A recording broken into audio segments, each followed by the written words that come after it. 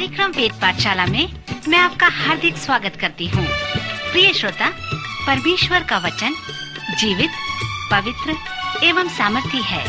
आशा है कि आज के वचन से आपको आत्मिक लाभ होगा। तो लीजिए प्रस्तुत है ये संदेश।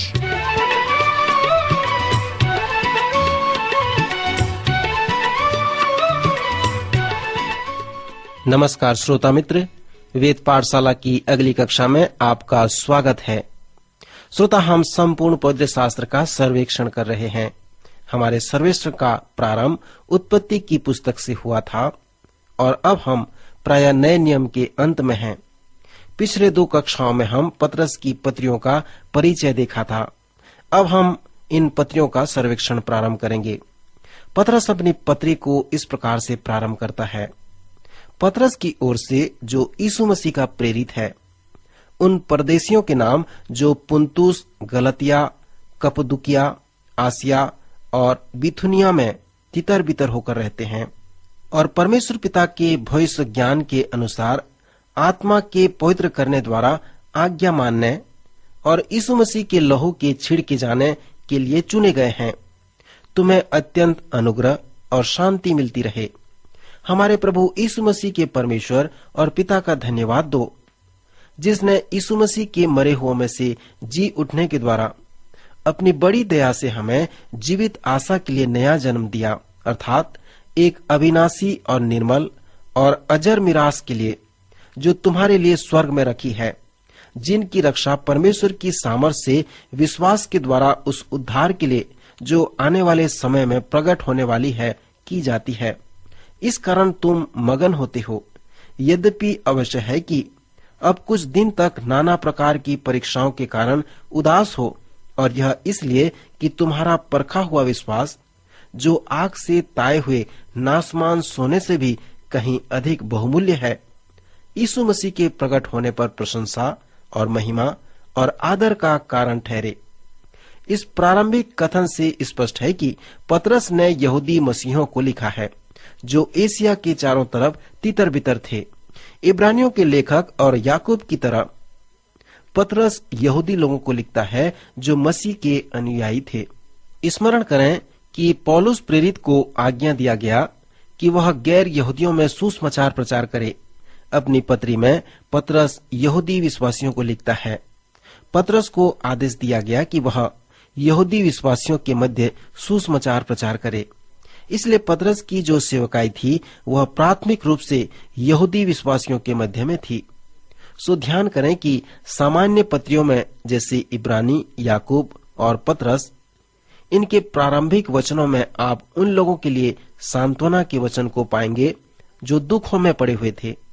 जिन लोगों को ये सामान्य पत्रियां लिखे गए हैं, वे प्रायः दुखित व क्लेशित लोग थे। इस संदर्भ में आप कह सकते हैं कि ये सामान्य पत्रियों का मुख्य उद्देश्य उन लोगों को सांत्वना देना है जो दुखित थे। पतरस इस पत्री को रोम से लिख रहा है, जहां पर मसीह के अनुयायियों को सताया गया था। प्रथम सदी की कलीसिया में बहुत सताव थे और प्रायः कलीसिया इतिहास के प्रथम 300 वर्ष में मसीह यीशु का अनुयायी होना गैर कानूनी था। इसलिए पतरस, याकूब और इब्रानियों के लेखक ने उन दुखित लोगों को सांत्वना के शब्द लिखे हैं। सो यदि वे यातनाएं नहीं होती तो आज हमें इन पत्रियों को पढ़ने के लिए नहीं मिलता। अर्थात यदि परमेश्वर सचमुच में तुम्हें आशीष दे रहा है, यदि तुम उसकी इच्छा में हो, तो तुम उस दुख से न केवल बाहर आओगे परंतु स्वस्थ व धनवान होगे, क्योंकि परमेश्वर चाहता है कि उसके लोग उन्नति करें। एक तरह से आप कह सकते हैं कि पहली पत्री का संपूर्ण संदेश ऊपर की ओर दृष्टि करने का है। यही बात पतरस उन दुखित लोगों से कहता है जिन्हें वह जानता है कि वे और दुख उठाएं। 14 बार उसने उनके दुखों के विषय में लिखा है। पतरस उन्हें उनके दुखों के लिए शांति देने का प्रयास कर रहा है और उन्हें उत्साहित कर रहा है। जैसे पतरस उन्हें लिख रहा है, सो वह उन्हें उन्नति होने की शिक्षा नहीं दे रहा है, परंतु उन्हें वह उस दुख व पीड़ा के भेद की बात को बता रहा है कि क्यों परमेश्वर अपने लोगों में अनुमति देता है कि वे दुख उठाएं। जब हमने अय्यूब की पुस्तक का सर्वेक्षण किया था, तब मैंने उन 30 बाइबल के कारणों को बताया था कि क्यों परमेश्वर अपने लोगों में यह अनुमति देता है कि वे दुख उठाएं। इस विषय के लिए मैंने पतरस की पहली पत्री के पहले अध्याय का चुनाव किया।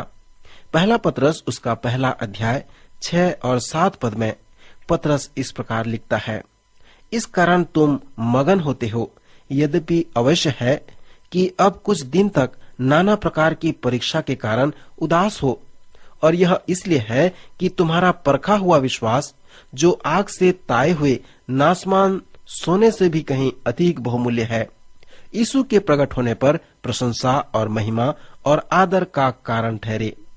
इस छोटे लेखांश में पतरस 2 कारण देता है कि परमेश्वर क्यों अपने लोगों को दुख सहने के लिए अनुमति देता है। जैसे ये लोग दुखों में हैं, जिन्हें पतरस ने लिखा है, इन पदों में एक वचन आया है कि यद्यपि अवश्य है।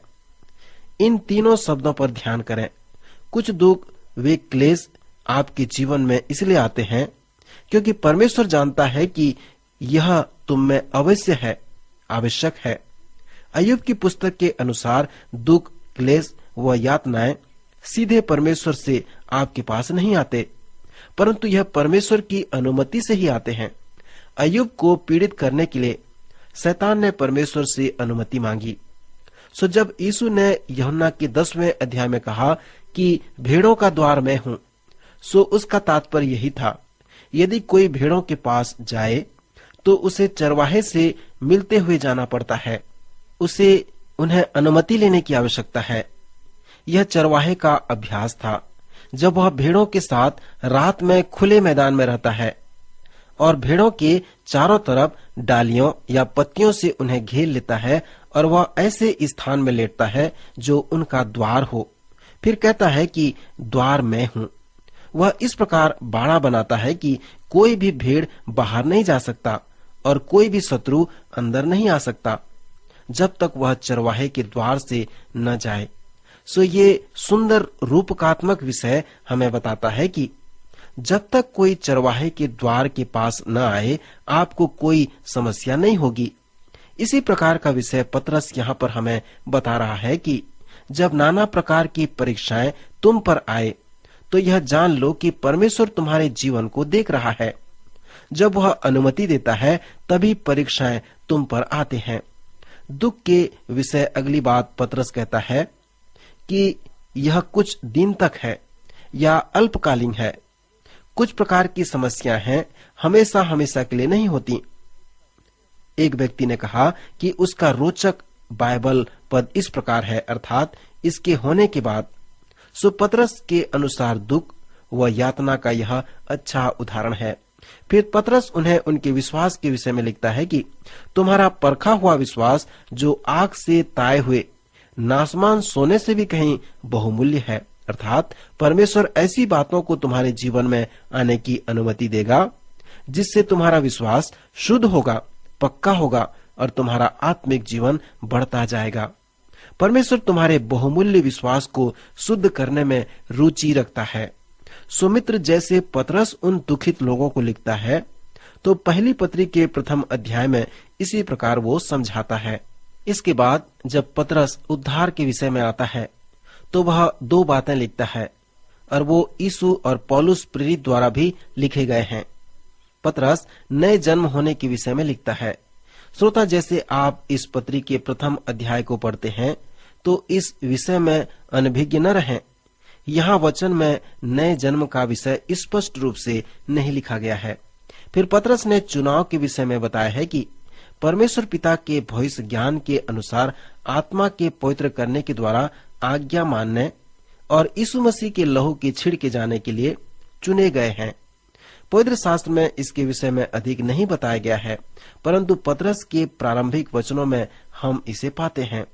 जब पतरस उद्धार के विषय में आता है, तो वह लिखता है, इस उद्धार के विषय में उन भविष्यवक्ताओं ने बहुत जांच पड़ताल की। वे इसके विषय में पूर्ण रूप से नहीं समझते। उन्होंने इस बात की खोज की कि मसीह का आत्मा जो उनमें था और पहले ही से मसीह के दुखों की और उनके बाद होने वाली महिमा की गवाही देता था, वह कौन से और कैसे समय की ओर संकेत करता था। उन पर यह प्रकट किया गया कि वे अपनी नहीं वरन तुम्हारी सेवा के लिए ये बातें कहा करते थे, जिनका समाचार अब तुम्हें उनके द्वारा मिला, जिन्होंने पवित्र आत्मा के द्वारा जो स्वर्ग से भेजा गया तुम्हें सुसमाचार सुनाया। और इन बातों को स्वर्गदूत भी ध्यान से देखने की लालसा रखते हैं। क्या यह सुंदर लेखांश नहीं है? जिस उद्धार के विषय में पिंतीकुस्त के दिन प्रचार किया गया, उसे सैकड़ों भविष्यवक्ताओं ने उसे हजारों बार प्रचार किया और वह 2000 वर्ष तक प्रचार होते आ रहा है। परंतु जब इन भविष्यवक्ताओं ने भविष्यवाणी किया तो वे नहीं जानते थे कि वे क्या भविष्यवाणी कर रहे हैं। यद्यपि उन्होंने पवित्र आत्मा की प्रेरणा व सामर्थ्य से लिखा, परंतु वे नहीं समझ पाए कि उन्होंने क्या लिखा। पतरस कहता है, भविष्यवक्ताओं ने उद्धार के विषय में जो बातें पवित्र शास्त्र में लिखी, वे तुम्हारे दिनों में पूरी हुई हैं। यह यीशु मसीह के द्वारा उदाहरण है, जिसे यूहन्ना उसके 4 अध्याय में यीशु ने कहा, बोने वाला और है और काटने वाला और। यीशु ने चेलों से कहा, मैं तुम्हें वहां काटने के लिए भेजता हूं जहां तुमने नहीं बोया। दूसरों ने कार्य किया और तुम उस फसल को काटोगे। परमेश्वर के राज्य में अकेला किया गया कार्य नहीं है। यदि आपने बोया है और नहीं काटा है तो कोई और उस फसल को काटेगा जिसे आपने लगाया है। और यदि आप फसल काट रहे हैं तो स्मरण करें कि किसी ने लगाया है और आप उसे काट रहे हैं। कभी कभी मैं सोचता हूं कि यह ऐतिहासिक परिप्रेक्ष्य में प्रशंसा के योग्य है कि अनेक लोग जो मरते हैं ताकि अनेक आत्मिक आशीषें हमें मिल सके। पवित्र शास्त्र का उदाहरण लें। जब हमने इसे अध्ययन का प्रारंभ किया था, हमने इसका परिचय दिया और कुछ बातें बताया कि कैसे पवित्र शास्त्र को एक साथ रखा गया है। सो जब हम उद्धार के विषय में ऐतिहासिक महत्व को देखते हैं तो पतरस हमें स्मरण दिलाता है कि हम हरेक लोग ऋणी हैं। यदि यह आज फसल काटने का समय है तो उन अनेक लोगों को स्मरण करें जिन्होंने बीज बोने में परिश्रम किया, दुख उठाया ताकि मैं और आप फसल काट सकें, और जिसे आज हम काट रहे हैं। मेरा समय समाप्त हो गया है, परंतु इस चुनौती के साथ छोड़ना चाहता हूं कि यूहन्ना रचित सुसमाचार के 4 अध्याय के उन पदों को पढ़ें जहां पर यीशु ने हमें कहा है कि हम दूसरों के परिश्रम में प्रवेश कर रहे हैं ताकि उन्होंने जो बोया है उसे हम काट सकें। फिर परमेश्वर का आप धन्यवाद करें कि आपने इस इतिहास के समय में प्रवेश किया है जबकि यह कटनी का समय है, ताकि आप आत्मिक आशीषों को बटोरने का समय है। सो अगले कक्षा में भाग लेने तक विचार करने योग्य बात यही है। प्रभु आपको आशीष दे।